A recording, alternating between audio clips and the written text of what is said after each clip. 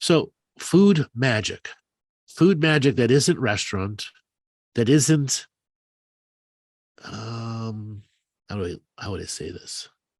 Isn't just for ordinary eating, ritualistic food, where we take the next level of intention and we are bringing our higher levels of unique healer's aspect to it. Just as you would give a session to a person, you can give a session to your food. We did that on the Reiki training, actually, being able to do a treatment to the food to change it, which was interesting. It does change it too. Yes. And it's a co-creation with the food as well, isn't it? Yes, it is a co-creation with the food. Knowing what you're cooking, does it give off water? I mean, you have to prepare for that. Knowing your materials ultimately is knowing the flavors at the end that you're trying to put together. So Laura, you've set up kitchens before and you've set up ritual areas. How hard is it to hybrid a ritual area in a kitchen? So not difficult at all. You just bring in those objects that you use for your normal rituals, just plant them around the kitchen. I could still create, the 7 directions and do the normal sort of rituals, even if it's candles and crystals and the objects, the sacred objects you usually use. You just have them around your kitchen. Even a small kitchen, you can use something to it, and it's also the intent, isn't it, that you go in with related to doing this. So I've done plenty of grandmother soups on my stove with just a few crystals and with my intention, but you can have them there all the time when you're working too in your kitchen.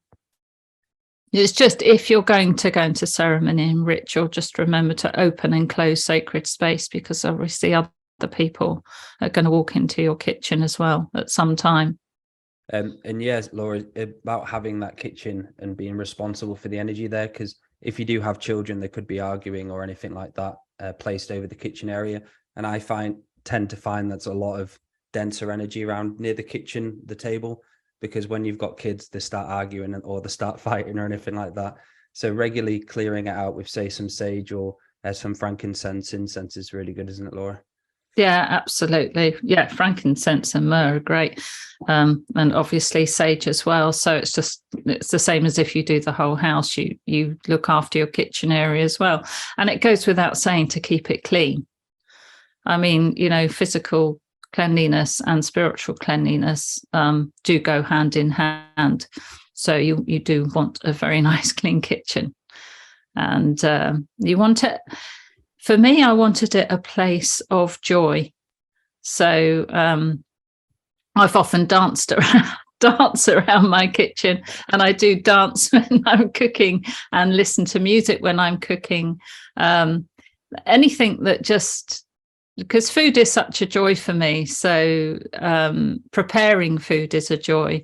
So I think if you can bring anything like that into the food, and if, like you're saying, Dale, if you've had like family arguments or very tense family dinners in a kitchen, you do actually want that area cleared before you start preparing food.